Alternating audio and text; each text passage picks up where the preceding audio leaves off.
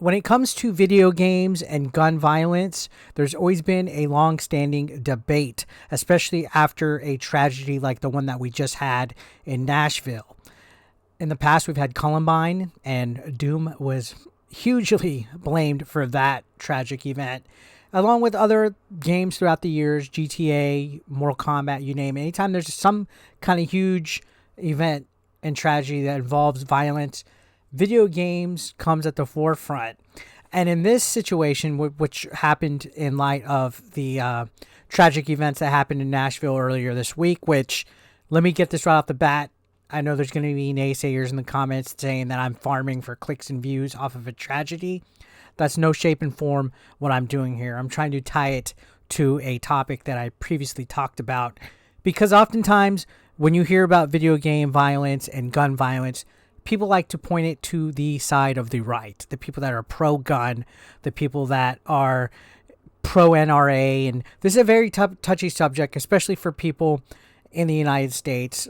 So much, that it actually causes divides in our political landscape. And I know there's going to be people in the comment section from other countries that are going to say they don't understand why it's such a big deal in the United States. I'm not going to touch so much on the political aspect of this, because at the end of the day, no matter which way you lean, left or right, there was innocent children that lost their lives in the wake of this situation. A while ago, I made a video about a game called Terfenstein 3D. Here's a thumbnail for it. And I called it the Woke Wolfenstein, because this game essentially is a Wolfenstein clone where you go and basically kill and shoot a whole bunch of, I guess, gender fascist people in a concentration camp. It's a very controversial game.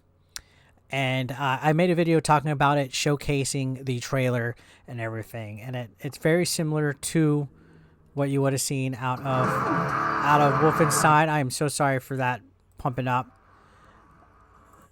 Let's go ahead and take a look at the trailer. So you can see in the trailer, you're shooting priest. You're shooting what looks like to be officers. Anybody that's labeled TERF, which is a trans exclusionary radical feminist. I believe that's the terminology. Basically, it's people who are against trans people, and they're labeled as people that are against trans rights. And it's a very touchy subject. But look how chaotic and violent this game is towards people that, I guess, are being labeled as anti-trans. And when you look at Nashville and what happened there with the person that was actually responsible for it, you got to think maybe they might have been influenced by this. I'm not, saying they did. I'm not saying anything. This is all just speculation and just conversation. But when you think of video games and like Doom, it's a unrealistic setting. It takes place on Mars against demons. Yes, it's absolutely violent. It's absolutely insane with how much blood and destruction is in it. But when you look at Terfenstein 3D, it's a little bit more of a realistic setting. Yes, it's a fantasy type of environment because there's no such thing as gender fascist concentration camps. As a matter of fact, if you look at the description of the game, you can see right here it says, it's a first-person shooter game with a retro style from the early 90s, considered a creative iteration mix of Wolfenstein 3D and Doom 1. You'll be progressing through 7 levels of increasing difficulty and complexity with a set of 6 classical weapons. The game offers a LGBTQ+, transgender, and feminist themes of gender-critical people and what a post-war apocalyptic world would look if gender fascists won. In this dystopian world, fascists have killed and imprisoned all transgender and queer people, subjecting them to harsh conversion therapy, imprisonment, and death.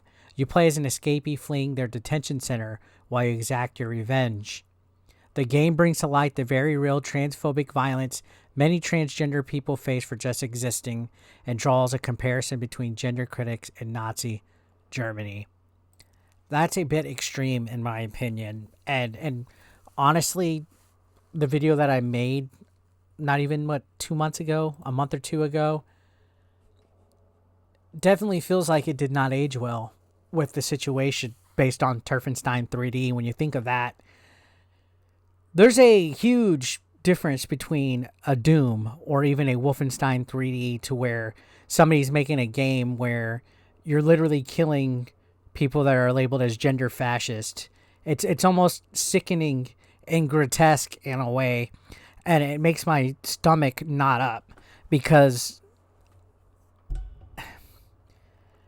realistically, do these people that are LGBTQ, AI plus, whatever it is, do they honestly think that they're going to be put in concentration camps and forced to like live a life like the Holocaust? That's a bit of an insult, actually, I would feel, to Holocaust survivors. I feel the situation is nowhere even comparable. You have a whole race of people, a whole religion of people that were killed because of their religion and their race. And then you have people over here making up a game that is overly violent, pushing a political driven narrative that I feel in no real way will be even realistically possible. And it's fucking sickening that those same exact people that made this game would have lost their shit if somebody made a game the opposite way. What if somebody made a game where you're a straight white male escaping a transgender camp and you have to kill all the transgender people? They would have lost their shit. And for some reason, when it comes down to gun rights and banning guns and stuff, it becomes a very ugly subject.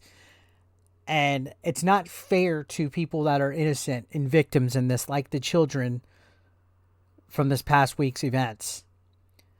It almost sickens me to think that maybe something like Terfenstein 3D, which did go viral, and yeah, I covered it, and other media outlets covered it as well, but that could have been the inspiration for the events of last weekend or last week. And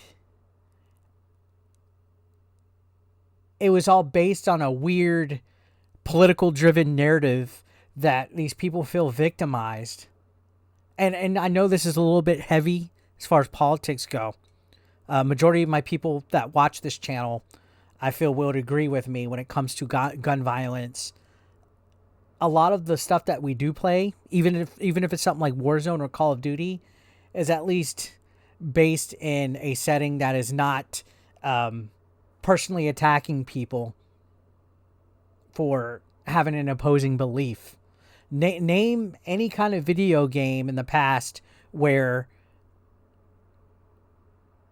it was as unbelievably unrealistic against a whole people of a different belief that was made by pro NRA people and stuff. I know there was a game called like Hatred that was very ugly, which I don't condone that game as well. It was very racist and violent. But think of Terfenstein 3D, think of Wolfenstein 3D, compare the two, and look at the situation. One game, Terfenstein, was made by people that claim to be the tolerant side, that diversity is good, that people should have diverse characters and should be who they are and things like that. But then when you see the creative outlets that side, the woke side, tend to do, it's often a little bit really fucking extreme. And don't get me wrong, there's extreme right as well. But look at this. Look at Terfenstein 3D and just look at how outrageous it is and tie it into what happened this week. And it's a sad situation that did not need to happen. But this game, Terfenstein 3D, didn't get the backlash that it should have. Now if it gets it, I feel it's a little too late. But Terfenstein 3D did not get the backlash that it should have. Sure, there was people that spoke up against it, like myself and the people that are writing negative reviews about it.